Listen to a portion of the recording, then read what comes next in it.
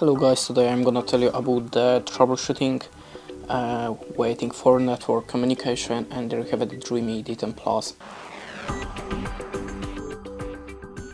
So if you hear the communication, the waiting for network connection, that means there is the process of in the application are not completed.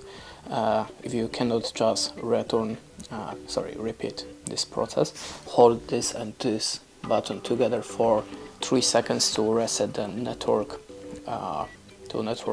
settings and try to connect your appliance once again.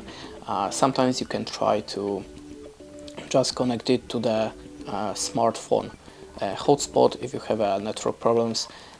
By this way you can check there is a problem with the appliance or maybe with your router. And that's it. Thanks for watching. Leave us a like or a comment and goodbye.